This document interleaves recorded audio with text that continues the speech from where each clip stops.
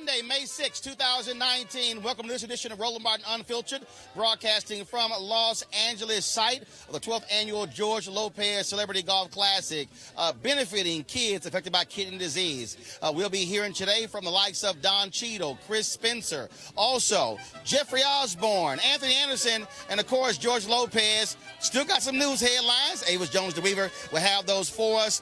Folks, it is time to bring the funk. Roland Martin Unfiltered from L.A. He's got it. Whatever the miss, he's on it. Whatever it is, he's got the scoop, the fact, the find. And when it breaks, he's right on time and it's rolling. Best believe he's knowing. Putting it down from sports to news to politics. With entertainment just for kicks, he's rolling. It's Uncle Roro, y'all. It's Roland Martin, rolling with Roland now. He's funk, he's fresh, he's real, the best, you know he's Roland Martin now.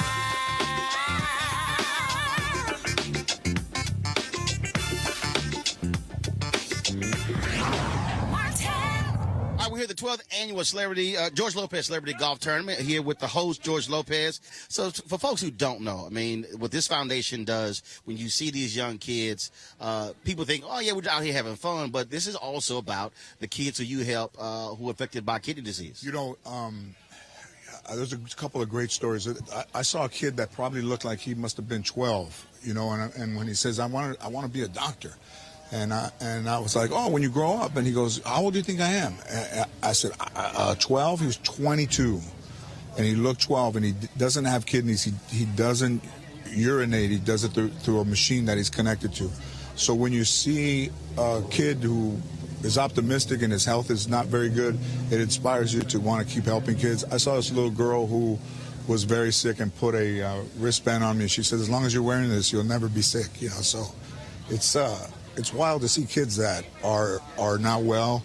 A lot of times these kids are the ones in their family that aren't sick or the ones in the school, so they feel a little bit removed from everybody else.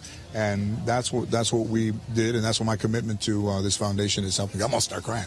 And they go to camp, and they have a great time, and I've got a chance to meet them. We have the award ceremony afterwards, and they're just enthusiastic just for being able to live a life and have fun. Yeah, you know, the kids go to camp, and we also do a camp of their parents as well can come to the camp. The Painted Turtle, who, you know, a hole-in-the-wall gang, Mr. Paul Newman, the great Paul Newman, I met back east at a tournament, and his commitment to, you know, through all the Newman products that help all charity, that I decided to go and send these kids to the hole-in-the-wall camp. But it's called Painted Turtle out here, and it's an amazing camp. And every kid that goes there, if he needs medical treatment, every treatment that a child would need is at the camp, so they don't have to leave that camp.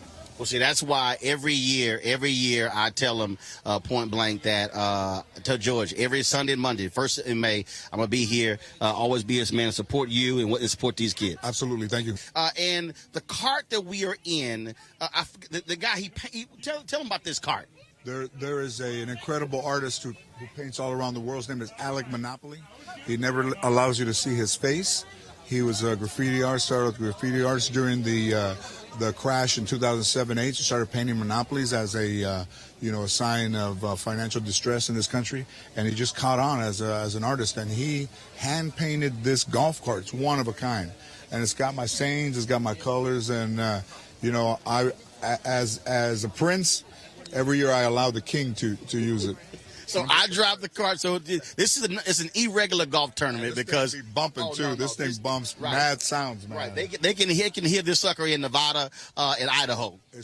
It's incredible. You do right. Best music that is played at my tournament is played from Roland Martin's piece. We're gonna go start the tournament. I think Eva Longoria hits the first ball. Well, we definitely got to see that.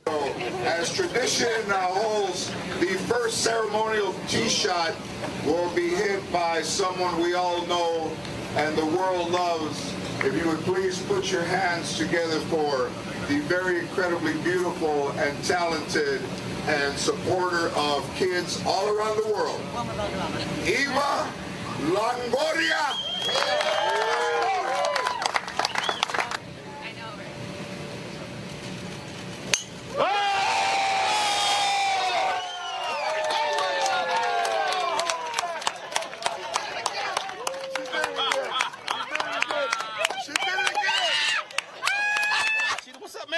up. It's always good to see you here. You too, likewise. It is always an interesting tournament. No doubt.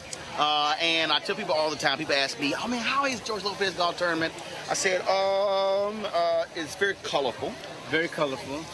If you remember it, it's an amazing thing. You don't always remember it. You always remember it. I always remember it because I don't drink. And, we don't always remember right. And I also always have video evidence and proof. Correct. So when folks like, what the hell happened? Oh no, we had a ball. Yeah. Press play. Yeah, you can show it. Yeah. I don't have that luxury. I get home and wifey was like, how was it? I'm like, I think it was okay. Now the first year, it had rained big time, and they made us walk. Yeah. And that's bad. That was rough. That's real rough. I mean, I don't walk when it's nice weather outside. You gotta walk in this mud. I felt like it was a prank. Yeah. I literally said, "Oh no, we're driving," and I got you because I was interviewing you. He went, "No, I think we're actually walking." Yeah. And I was like, "Serious?" Like, yeah. Like, well, let me put this camera away. Right. I'm like, I got camera, I got band. I said, I got 3-4 cameras. Yeah, no. All this sort of stuff. So here's the deal. So obviously, it's fun and stuff along those lines. But we always correspond on social media, and you have no problem letting folks know how you feel about political issues and things along those lines. And then I love it when people try to come at you as if I'm not gonna watch your stuff now because of your opinion. Yeah, that's great. I'm like, you weren't a fan to begin with. You know what I mean? It's like if you're gonna dip off because of someone has a different opinion about how you feel about politics, how you feel about race relations, what have you, I don't really count that as a real fan. You know what I mean? So I'm cool with people expressing their, you want to vote with your dollar. That's fine. I don't really mind that. You know, it's not required that everybody be down with what I think or down with what I put out into the world. And that's what we have. We have the right to express ourselves. Correct? Now, Our First Amendment. Now I use this a lot of time in my speeches, and it is not a diss at all on George Clooney or Brad Pitt or guys like that. But I always say, it drives me crazy when I know the stuff that you've done on the continent of Africa and other places, and it's as if for mainstream folks, as if you don't even exist.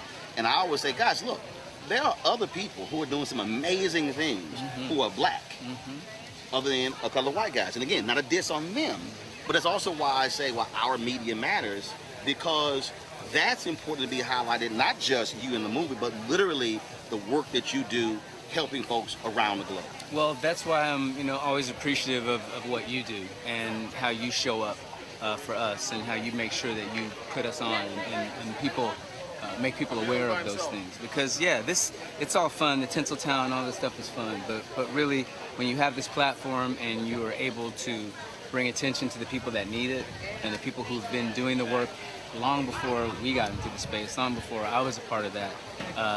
That's what's important, and that's when you really are able to use your celebrity for what it's good. What's up, champ? How you doing, bro? Absolutely. What's going on? What's going on? Of course, Oscar De La Hoya right there. So we're just sitting there chatting.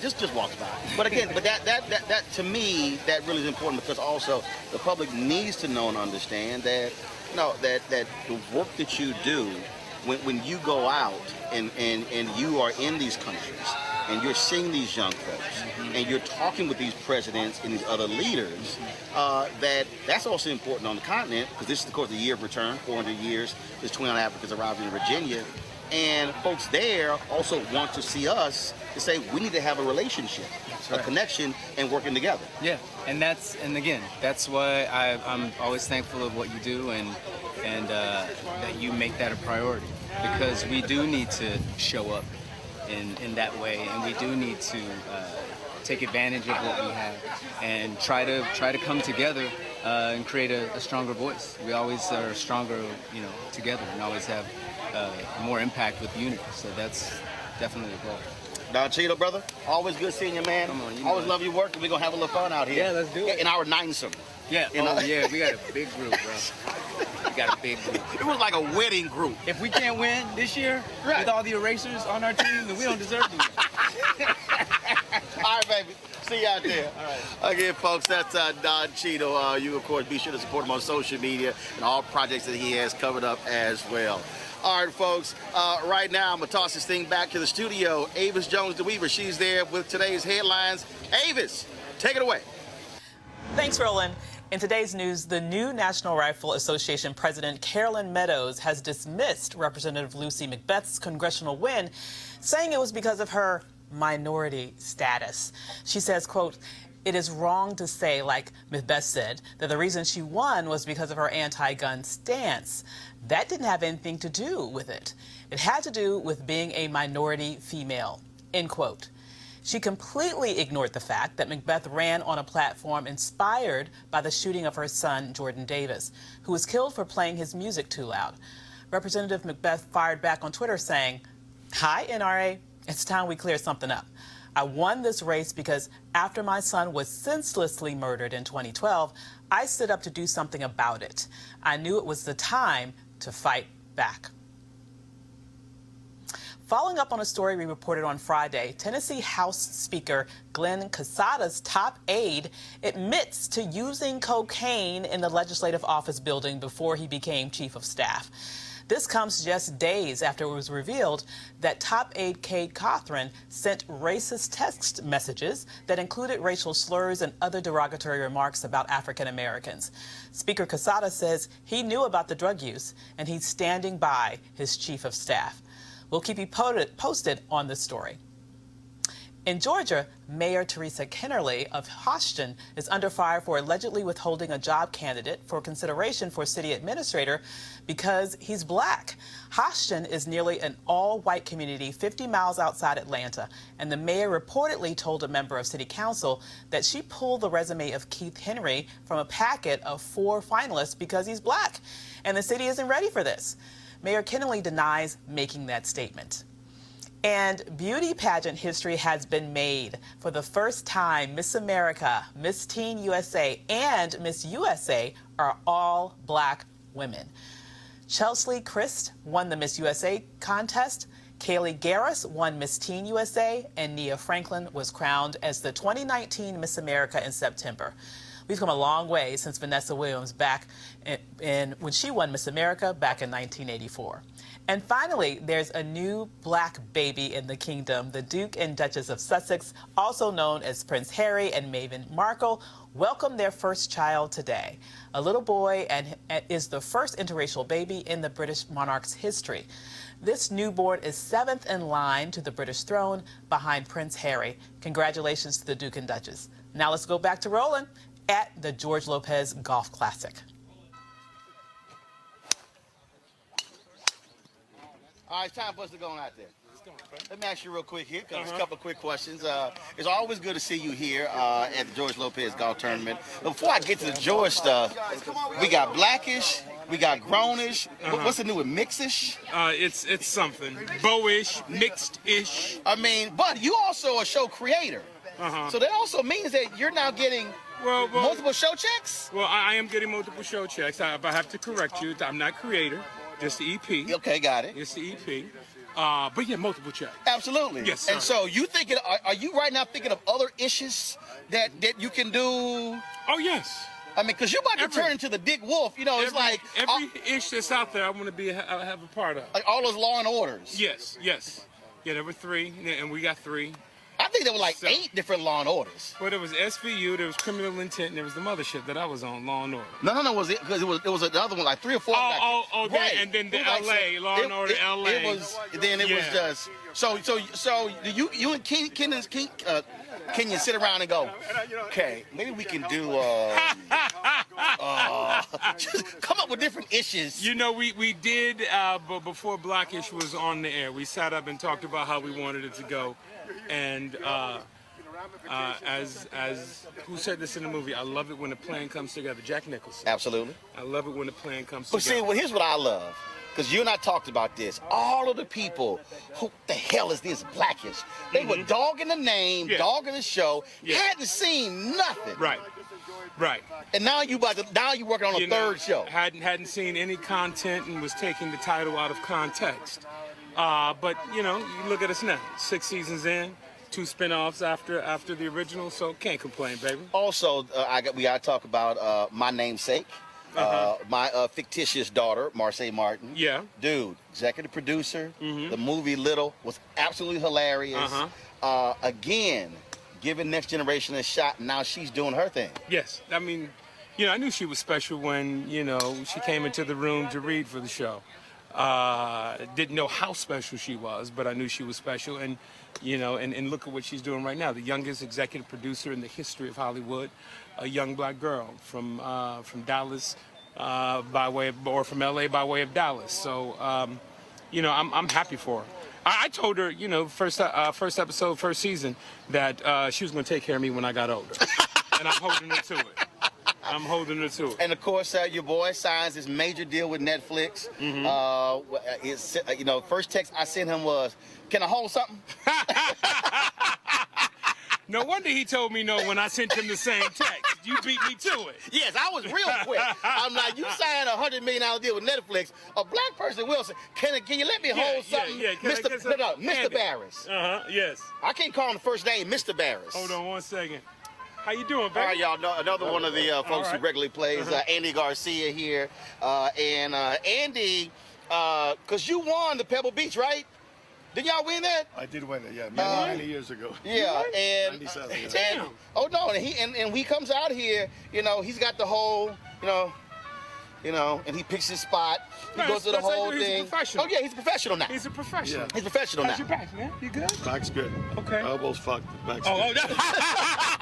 One goes, the other one goes. Hey, So again, folks, look, we gotta go tee off. Go. Man, it's always good. Oh, I bet you are. Me too. Always good to see you, man. Keep doing your thing. Anthony Anderson, right here, Roland Martin Unfiltered. Roland Martin Unfiltered. What's going on?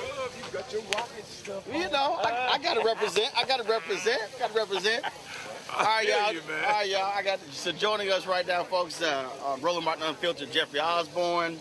Yes, I got the rocket stuff. So how many years now have you sang the national anthem to open the Lakers season? Well, I did it 32 years straight. 32 years straight? And I haven't done it in the last few years. Are you serious? Yeah, I had a little run-in with the organization. They kind of messed me up with the Kobe game. Right. So Kobe was retiring, so I go to him and I said, I always do it for you, put my schedule aside. I want to do Kobe's last game because I did his very first game. I said, Gotcha. Okay. So it came down to 2 weeks before, and I called. I said, I didn't get the call. They said, we'll let you know in a minute. Then I look at the Bleacher Report, and it says, Flea from the Red Hot Chili Peppers performing Flea, the bass player for the Red Hot Chili Peppers. That's who performed the anthem. So they said, I hope you're not upset and this and that. And I said, no, I'm not upset. Just don't never call me again. And so, wow. And I told myself, because I always put myself aside to do it. Right. And I have a history with the Lakers. Yes. And this is easy to give it to this guy. So I don't know what it was about. Kobe thought I was doing it. I had talked to Kobe. Everybody thought I was doing it, and I didn't do it. So I talked to Magic. I said, well, maybe I'm overreacting. He said, no, you're not overreacting. He said, you should have got that game. And it was the biggest game I've ever seen, because I've done the championship game. Right, absolutely. That game was incredible. So I haven't done it. I did it when Magic became president. He said, man, come back and just do it for me. And I did it then. But I haven't. But I don't do it anymore regular.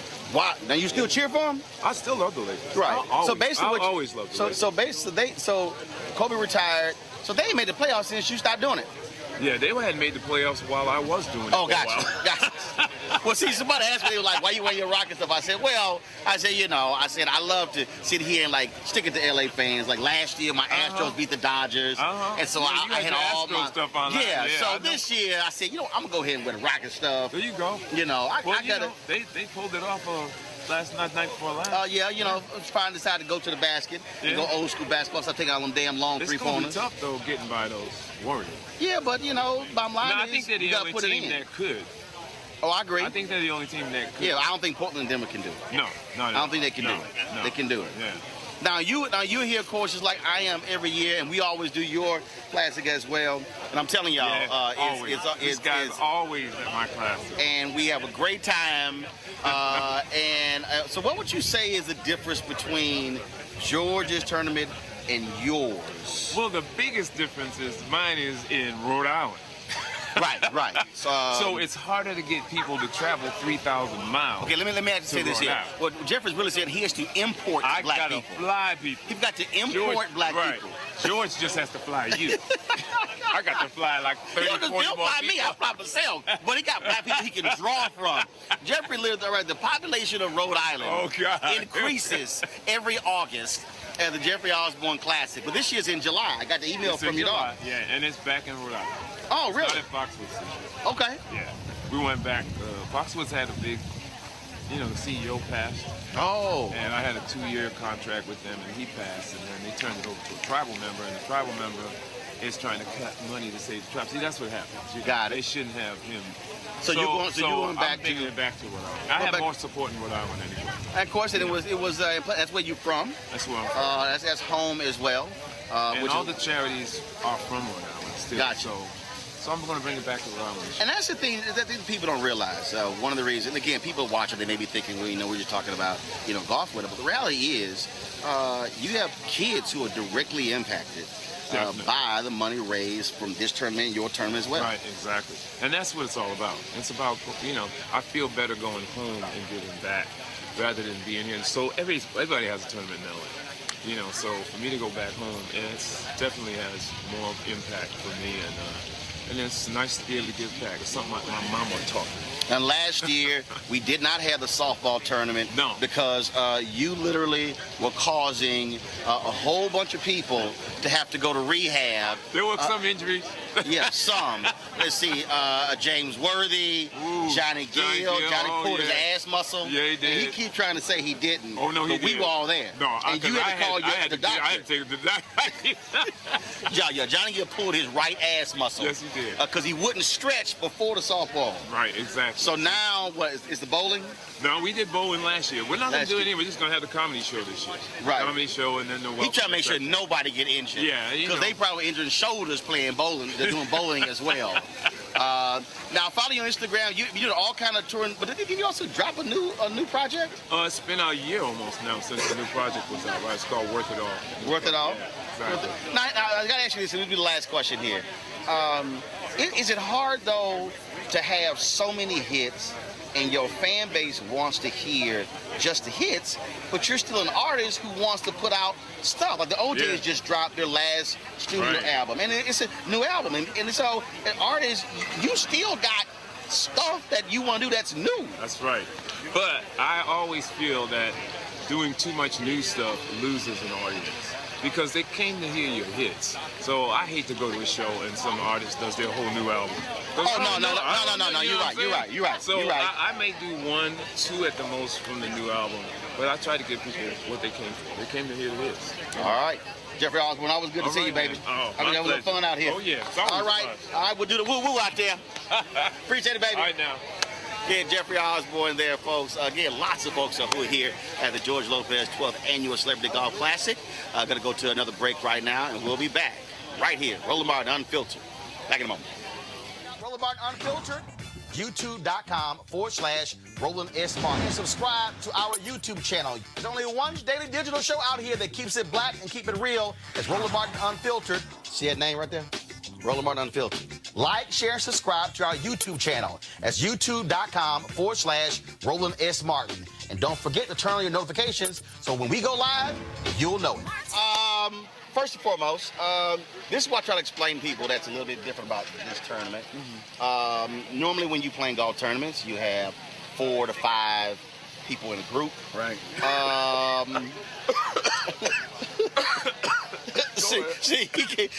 He knows.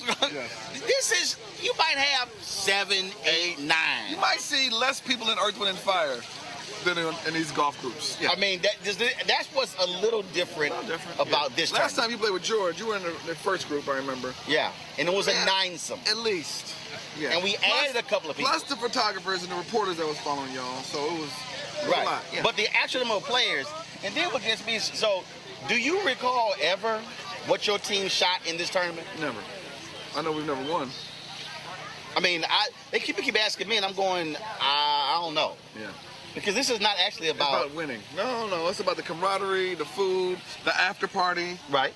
And getting to see people who are on TV that you don't get to see. I get to see this dude 2 or 3 times a year, so it's great that, he brings this tournament. He has this tournament and gets to bring all of us together. And definitely get to hang out. And then when you talk about, of course, the other difference is normally golf is quiet. Oh, yeah. Normally it's shh, hush.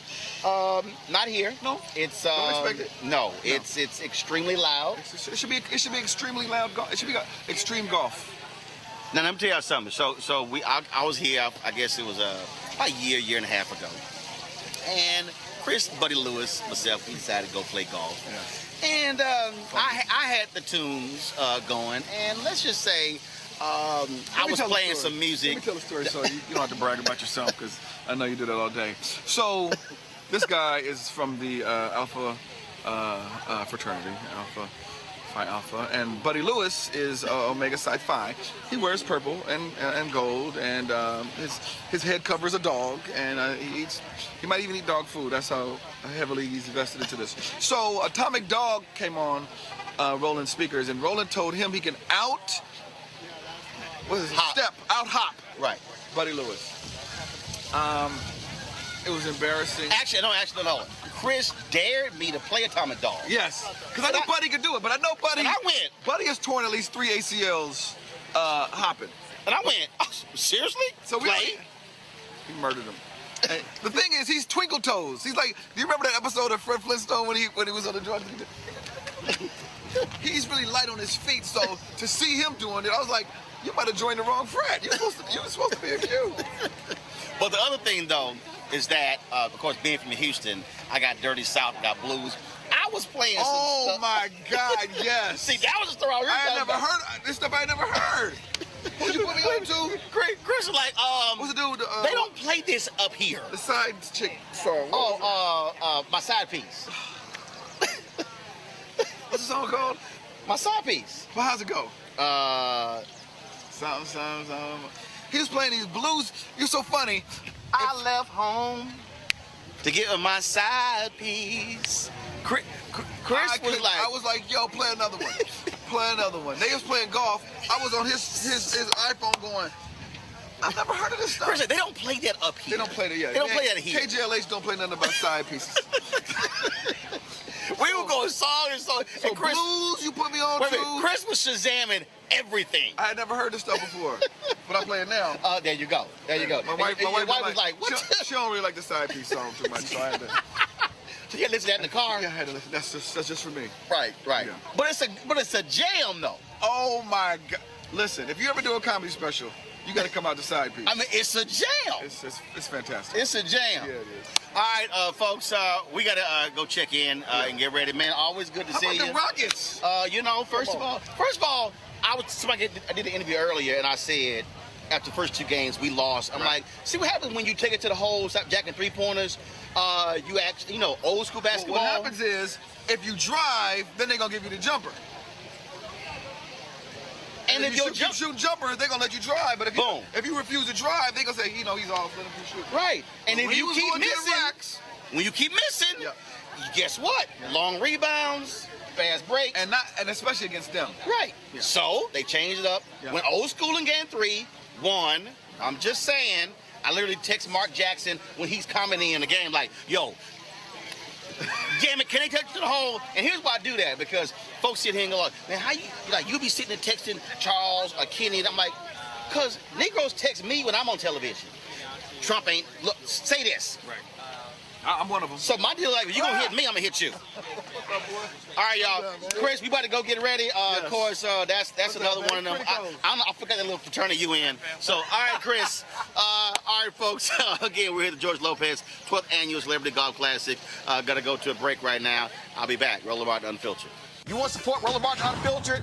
Be sure to join our Bring the Funk fan club. Every dollar that you give to us supports our daily digital show. There's only one daily digital show out here that keeps it black and keep it real as Roland Martin Unfiltered. Support the Roland Martin Unfiltered daily digital show by going to RolandMartinUnfiltered.com. Our goal is to get 20,000 of our fans contributing $50 each for the whole year. You can make this possible. RolandMartinUnfiltered.com. All right, John, so let's talk about Camelot's end. So for a lot of people who are not political junkies, look, they know Carter was president, then, of course, ran against Reagan. He lost, and people said Carter was a horrible president. And so what really were you trying to achieve with this book? I did not, Roland, set out to write this book to tell a lesson, to like impart some to impart some lesson to people. I really was attracted to it because I thought it was a great story, and I know that sounds maybe a little hokey, but I was born in '77, 3 years before all this went down, and I heard about this story back in 2013. I was at a Democratic meeting here in D.C. I ran into two operatives who were at the convention in 1980, which is the photo on the cover. And they tell me the story about, hey, Jimmy Carter, on the last night of the convention, was chasing a drunk Ted Kennedy around the stage on live national television. Right. And I said, really? That happened? And so it was just a series of moments where I just thought, wow, that really happened. And actually, a few minutes after I heard that story, I ran into Anita Dunn, who worked she was a young person in the Carter White House at that time, went on to become an advisor to Obama. And she told me about how this whole fight divided the Democrats throughout the 1980s and into the 90s. And so I thought, okay, there's a lot of really interesting stuff there that we don't know about 1980 or we don't focus on because everybody just talks about Ronald Reagan. Right. And there's some historical scope there. And as I got into it, I realized, okay, 1980 was the point at which the Democratic coalition that had kept them in power as the dominant party since 1932 and the New Deal until basically 1980. That's when it really kind of finally fractured because the Democrats lost the South pretty much for good. I mean, Clinton won it back some in the 90s, but that coalition never came back. Well, what was interesting, though, but not even just focused on 1980, was as I was reading this book, people also don't quite understand that here you had Carter, who runs for president from the Deep South. Yeah. You're just coming out of the Black Freedom Movement, the Civil Rights Movement. Yeah. And so what really, which I had not really understood before, was Carter appealing to racist, appealing to that George Wallace wing of the party to ensure that he got elected governor, but then also having to still appeal to them to be elected president. Yeah. Yeah, so in 1966, he runs for governor and loses. He ran as a moderate on race in that year, and 4 years later, he had learned his lesson. And in 1970, he runs for governor of Georgia and runs a campaign that in some ways overtly appeals to the George Wallace white supremacist vote, and in other ways he kind of looks the other way, as some of his operatives put out flyers showing Sanders, his opponent in the Democratic primary, getting champagne poured over his head by a black member of the Atlanta Hawks. And Sanders himself, who was the former governor, said, this is them trying to make me look like I love African Americans. And he didn't use the word African Americans. And so, what's really interesting about the difference between 66 and 70 is the fact that Carter had a spiritual awakening in the wake of 1966. He spent time knocking on doors and proselytizing on behalf of a Baptist church up in Massachusetts, and had basically a born-again Christian experience during that time, while he was also reading Christian philosopher Reinhold Niebuhr, who allowed him to kind of wed a realpolitik, pragmatic lens to this sense of I am divinely sort of, sent out to be a politician. There's a lot there that I'm talking about, and I'm going to get to the presidential in a minute, But I think what you have there is that he was willing to look past some of the ugly elements of his 1970 campaign on race by seeing himself as somebody who was on a mission from God in some ways. But it speaks to, though, this reality of our politics. Yeah. That that many of these candidates could not run Absolutely. as purists, could not run as fully embracing a white Southerner, fully embracing the issue of civil rights. It's not like in Jimmy Carter's history, he was this bigoted man who joined the Klan. Right. That wasn't the whole deal. Right. But in essence, he had to make a deal with the devil. That's right. That if I want to ascend to higher office, I'm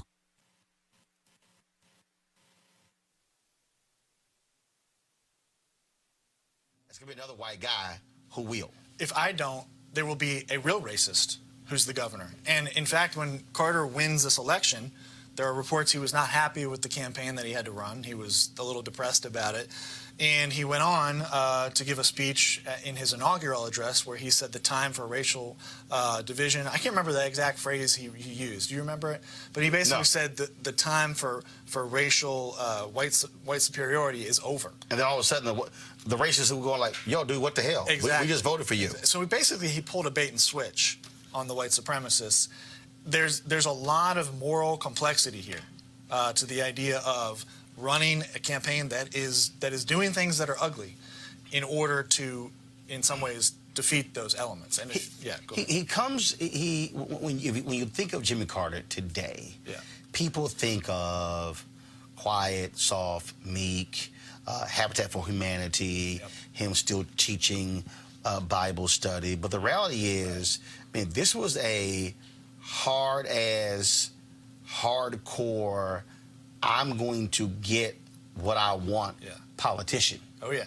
Oh, yeah. Yeah. There were people that said, don't pay attention to that smile. That smile does not mean a thing. Because I think it's helpful to remember, he grew up in rural Georgia, southwest Georgia. He grew up on a farm. His dad was a successful farmer, but they grew up without toilet paper. Mm-hmm. They grew up without running water and electricity until he was about 10 or 12 years old. And he just willed himself to the Naval Academy. He willed himself up the chain in the Navy, and he willed himself into the state Senate. He had to overcome some incredible barriers just to even get into the state Senate in Georgia, and then he became governor, all by just sheer force of will. And when you add in the stuff that he incorporated into his worldview through Reinhold Niebuhr and that philosophy, you have iron will and then a sense of divine mandate.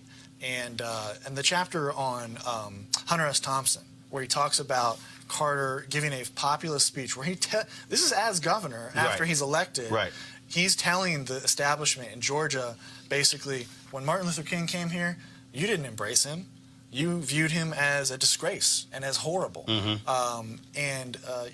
That was a speech that Hunter S. Thompson then took and played for people around the country as an example of how when Carter wanted to be a hard-edged politician, tough as nails, he could do it. Now, half his book is Jimmy Carter. The other half is Senator Ted Kennedy. Yeah. And I saw the movie Chappaquiddick. Yeah. I read other books as well. But reading this was the first time I really, in reading it, got an understanding where Ted Kennedy had no clue why in the hell he was running for president. I mean, just reading that transcript, how he just could not answer basic questions. Mm-hmm. It was as if a guy was running, when you talk about divine order, it was sort of like, this is owed to me, but it was also a curse. It was, and I'm just going, was he that bad at answering questions? Mm-hmm. That was just wild. Yeah, and the Mudd interview, Roger Mudd was the CBS reporter who interviewed him, and everybody remembers that he had a bad answer to the question of why do you want to be president, which is what you're basically getting at right now. He couldn't answer it. Yeah, but I think his answer to that question was kind of boilerplate. And everybody talks about that answer as so terrible. If you really look at it just in isolation, it's not a great answer. It's also not a disastrous answer. What it revealed was what you're talking about, which is that he felt entitled to the job. And in the fall of 1979, just before this interview takes place, Jimmy Carter is in so much political trouble. He's 2-1. Democrats favor Kennedy over Carter. And everybody is basically saying Kennedy is going to have a cakewalk to the nomination. So Kennedy walks into this interview basically thinking, I've got this nomination in hand. I don't have to really think that hard about it. He's also being driven, as you alluded to, by the pressure from the Democratic Party to rediscover the magic of his brothers. And it's these ghosts of his brothers that are kind of hanging over him, driving him forward into something that I don't think he was really sure he wanted to do or could be good at. Well, first of all, you'd already established, look, he didn't want to run for United States Senate. Right.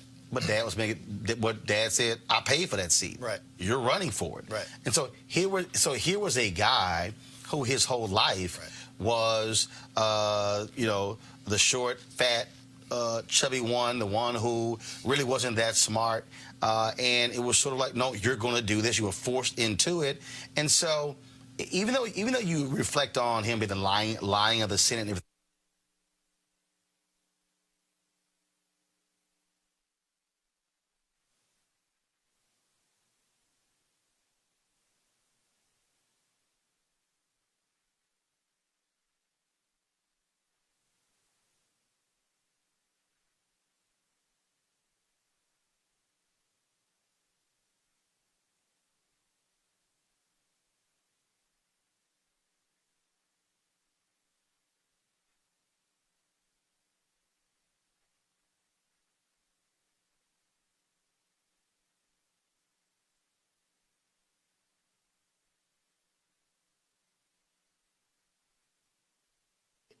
Because as long as he does that, the other guy will look like a jerk and he'll kind of walk to the nomination.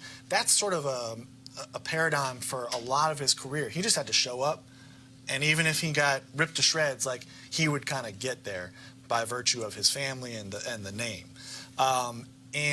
You look at that life of doing something that you're not really sure you want to do. That had to be part of why he was troubled with alcoholism and a lot of misbehavior in his private life. And it was stunning to see how these two just did not get along. Yeah. And how you get this one figure who was this devout Christian, and then I'm sure he's thinking the person I'm talking to is just the paragon of evil. And then Kennedy is probably thinking, I got this self-righteous SOB who thinks he knows what's best. Right. And they just flat out did not like each other. Yeah. Yeah, and it's funny because Carter's self-righteousness still is a problem for him today. I was just talking earlier today with Jen Palmieri, who was an advisor to Clinton. We had a long conversation about a number of things, but we ended up talking about this book, and she said all of the ex-presidents really don't like Jimmy Carter. Obama, both Bushes, Clinton, none of them like him because of his self-righteousness. And that was part of why Kennedy didn't like him. Kennedy also probably just thought, I mean, we have information that tells us this, that Kennedy felt like he was out of his depth and he didn't know what he was doing. And he was wrecking an opportunity for Democrats to take the country in a positive direction at a time when the country really badly needed leadership. Well, it's hilarious to me, though, when you say that, because even though Carter was very hardcore politician. Yeah. I've often said that Democrats have made a mistake by pushing Jimmy Carter to the side. Yeah. I've always believed they made that mistake because here is someone who has had an amazing post-presidency, a person who can offer a vision that is not necessarily driven by politics. Yeah. And I'm going to get to a second where the issue of character came up. But really somebody who can issue a clarion call where self-righteousness is important. And I think if you look at Clinton and Obama, your Democratic presidents, I think you look at folks who were deal makers, individuals who didn't necessarily have that. And I think his faith is a huge part of it. Oh, yeah. So I don't understand how you have a Democrat who was former president, who's a strong evangelical, and you don't use him. Yeah. I'm sorry, it's the dumbest thing in the world to me. I've never understood that. I agree. I think we do a disservice to ourselves when we talk about Jimmy Carter in such a one-dimensional way. We've touched on his weaknesses, but as you mentioned, his post-presidency has been remarkable and exemplary, and he's done an incredible amount of good. And I think when you even talk about it in terms of electoral, pragmatic politics, let's look at 2020. Let's look at, you and I have talked about this. Are there Trump voters out there that could go for a Democratic nominee? That's open to debate. But I would say that the way that Democrats have been positioning themselves on abortion of late is reducing the number of people who are in that pool of people who voted for Trump that could vote for a Democrat. Because let's face it, I grew up in a family that was largely apolitical, largely white evangelical fundamentalist, and our lack of political involvement was augmented by one issue, abortion. And that shaped our political worldview. Now, I've done a lot of work over the last few decades to become aware of the full world of politics, and I've had a lot of experience in that. But I still talk to family members who are in that world, and they're not like in the hills of Kentucky. They live in Montgomery County, Maryland, 30 miles north of here. So I think that's one issue where the Democratic Party has not done a good job on faith. And here's where I think it comes in. And in fact, in reading this, I said anybody running for the presidency today who's a Democrat should actually be using this playbook. Here you say, Carter and his advisors discussed the need for moral leadership in the country in the wake of the Vietnam War.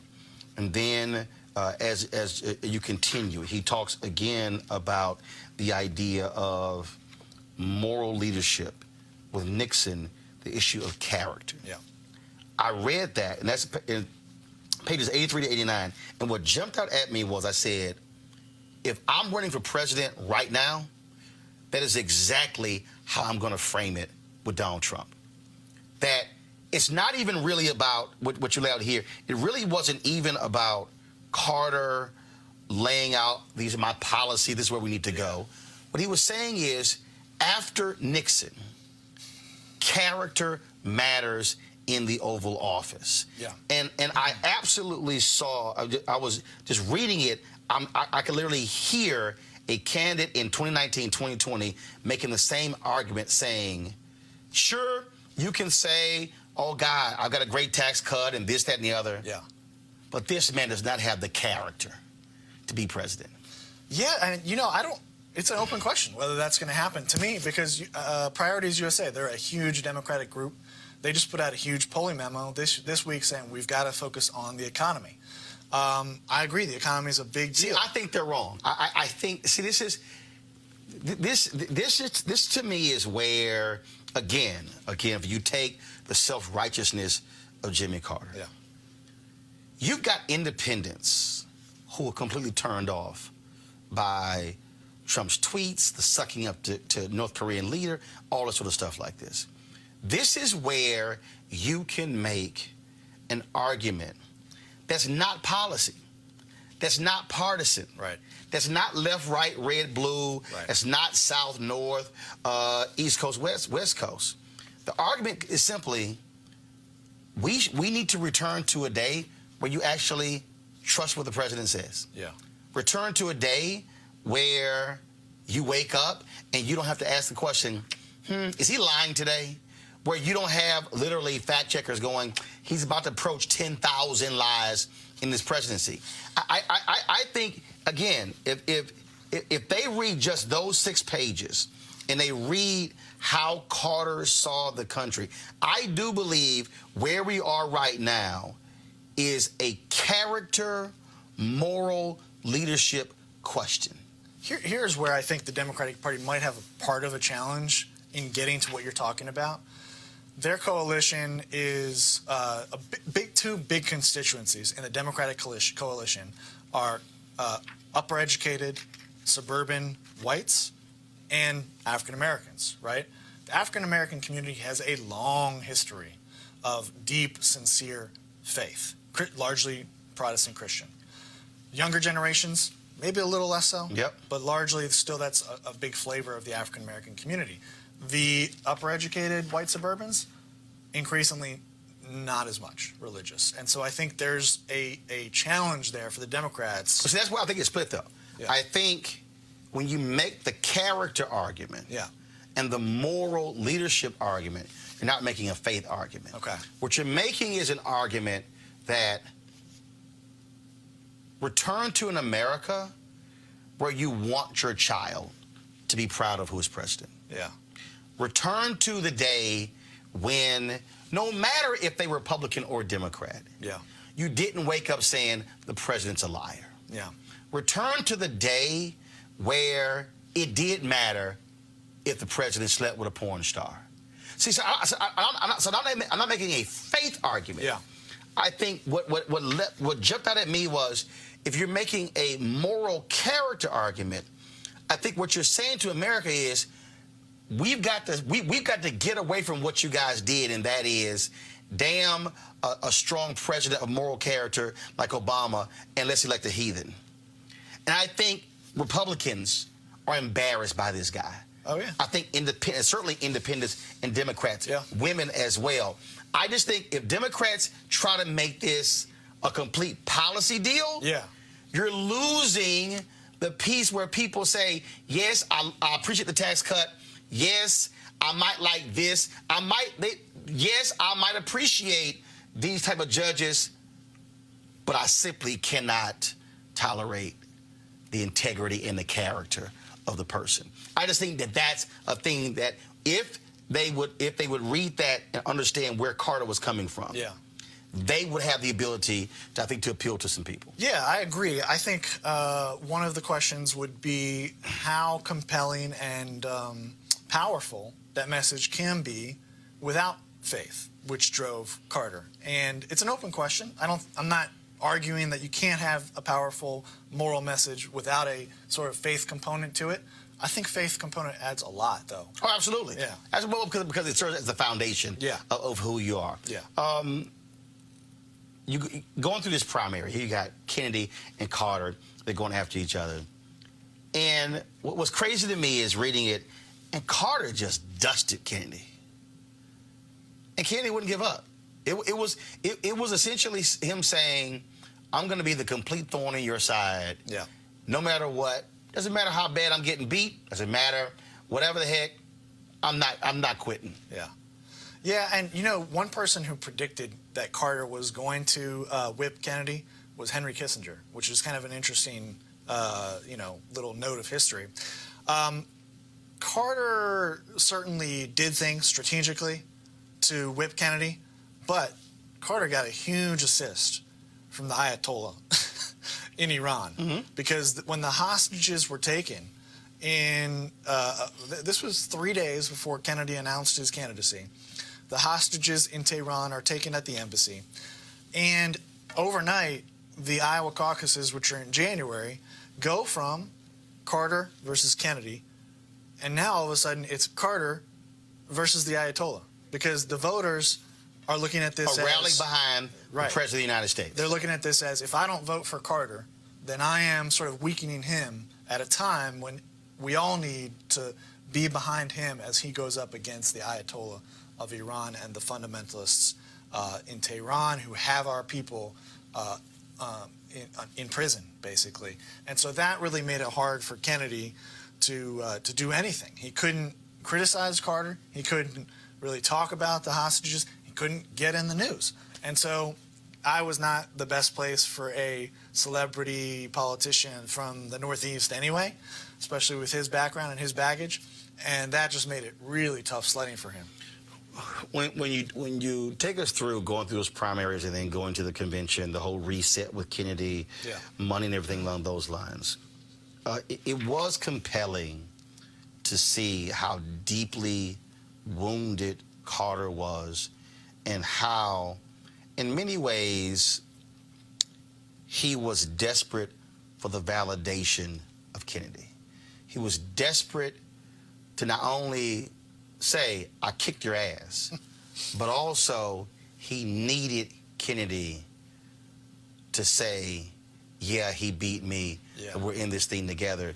And the fact that Kennedy wouldn't give it to him. I mean, that, as you described that scene of Kennedy's speech, and then when Carter gets a nomination, and then the limo comes, and he's taking his time, and he's bringing everybody else up, and how his whole deal was, I don't give a damn about this guy who's the president. Right. No, and one historian said it was like Kennedy had showed up at the wedding of his chauffeur with Carter, the incumbent president, who had just given his acceptance speech after winning renomination, as the chauffeur. And, you know, Carter wanted to have the pose, as you mentioned, of hands together with Kennedy. And Kennedy made him chase him around the stage for a good 5 minutes. There are conflicting reports about whether Kennedy was drunk. I've come to believe that Kennedy had definitely been drinking. Bob Shrum, who's probably a mutual friend of ours, says, maybe not, I don't know. But you're looking at me like, no. But Bob Shrum was with Kennedy, and he insists that he wasn't drunk. I've come to believe that it was probably the difference between 2 Jack and Cokes and like 5 Jack and Cokes. Right. You know? But yeah, I mean, it was probably the most humiliating moment of Carter's political career. So if you think about that whole dysfunction between Carter, Kennedy, tearing apart the party, opens the door for Reagan to win. Right. What can Democrats today learn from this? Because when you see Clinton folks leaking stuff about Senator Sanders flying charter planes, and them still not being over that. The Sanders people still being pissed off, saying it was stolen from us. And now you have other candidates who are now running as well. And then people are going, yo, you guys, if you keep this up, you're going to guarantee this guy wins. Right. What do you think Democrats today, not just people who are running, but actual voters, what should they learn from what the craziness that happened between President Jimmy Carter, and Senator Ted Kennedy? Well, I think there's different lessons for voters, and there's different lessons for Democratic operatives. For the operatives, you're kind of getting to it. There's a difference between really aggressive, robust debate over where the party should be, where the country should be, the qualifications of the candidates, all that. That's all fair game. It's when you start playing dirty that you're probably crossing a line, and it's where you're putting the desire to win ahead of the good of the party and the country, maybe. And I think that's one lesson. I think for the voter, you know, it's not really that different from what I would say to them most of the time, which is keep your eye on the ball. You know, I don't think you really need to read too many stories about which operatives are signing up for who. Keep your eye on which issues you think are most important to the country, and do your homework. Look at what the candidates are saying about the top 5 issues to you. Educate yourself, because it's all out there. And then, you know, do the job you can do with your social network, with your peers, to make these issues on their radar. Was it surprising to you that these two never really made up? Not really. The thing that did surprise me was that when I interviewed Carter, I asked him if Ted Kennedy ever kind of got redemption. And he made a comment to me that indicated that he had come a little ways from where he was in the past. Because even 8 years after that election, he couldn't say anything nice about Teddy Kennedy at the ADA convention. But he said something really nice about Ted Kennedy. He said, I don't think he needed redemption. I think he was one of the greatest senators who ever lived. And that was a pretty... I don't think he could have said that 10, 20 years ago. I still think it's amazing when you think about the political grudges and how how they continued, and how even when people tried to put them together, how they still never really gelled. And to me, the mistake in that is there's something bigger than you as an individual and your individual rivalry. That when you think about your stars in your party, that's where you say the good of the country must be better than our personal pettiness. And I think that that's one of the things that I think resonates today. Yeah. And that is, you can be pissed with the last election, Right. but it's the last election. Yeah. It's over. If you didn't win, you didn't win. Okay? In the case of Carter, you won, but you won the primary. But you were severely wounded as a result, and you won the biggest thing of all, which was the presidency. For Democrats, you were angry and pissed off at Jimmy Carter because he didn't do this and didn't do that. But what did you end up getting? 12 years of Republican rule. Right. Ushered in the moral majority. Right. Ushered in Newt Gingrich taking down Speaker of the House Jim Wright, taking over the Republican Party. Yeah.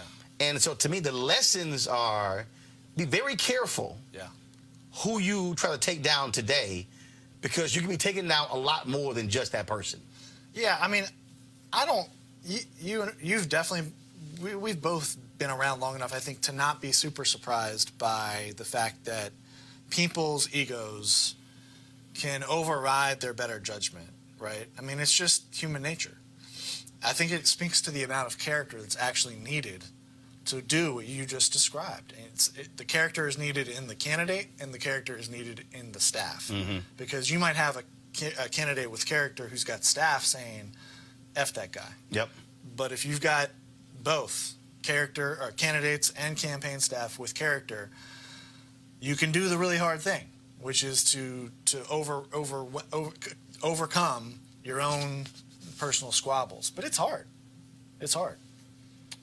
I ask every author this: what was your wow moment in the research in this book? What was that one thing where even you were like, yeah, wow, that's crazy. Either I didn't know it, or it shocked you, surprised you, blew you away? Well, I mentioned the story at the beginning. I was surprised. I was shocked at that of on the stage.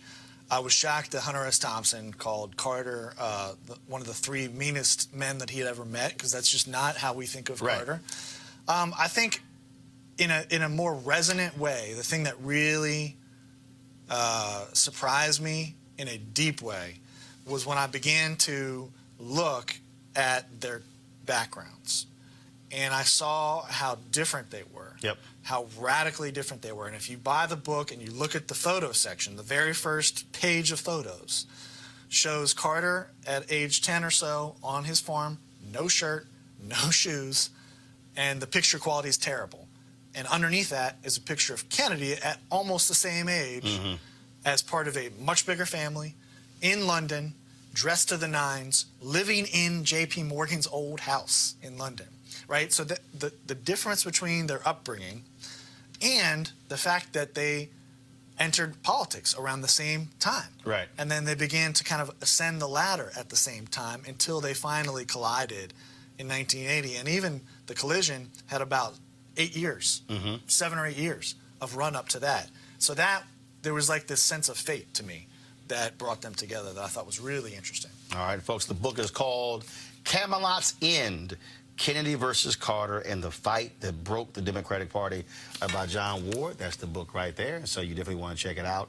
I probably read it in about a week, and so those of you who love politics, I think you would certainly learn a heck of a whole lot of stuff you were not aware of when you think about these seminal figures, President Jimmy Carter, and of course the late Senator Ted Kennedy. John, we appreciate it. Thanks a lot. Thank you, Roland. All right. Appreciate it. All right, folks, I certainly hope you enjoyed This edition of Roland Martin Unfiltered here at Lakeside Golf Club for the 12th annual George Lopez Celebrity Golf Classic. If you want to support the George Lopez Foundation, please do so. You can go online and check them out, and it's all about the kids who are fighting kidney disease. All right, folks, I'll be back in the studio tomorrow in Washington, D.C. for another edition of Roland Martin Unfiltered. Be sure if you want to support us, go to RolandMartinUnfiltered.com. Join our Bring the Funk fan club. We certainly appreciate all of you who are members of our fan club. You can pay by Cash App, PayPal, or even Square as well. And so this is what we do, taking our show on the road, bringing you stuff that nobody else is bringing you. And we certainly want to thank George Lopez and the George Lopez Foundation, Linda Small, and all the folks with the foundation for making this possible. So we certainly appreciate that. All right, folks, y'all be sure to have a great day. I got to go play golf. Holla!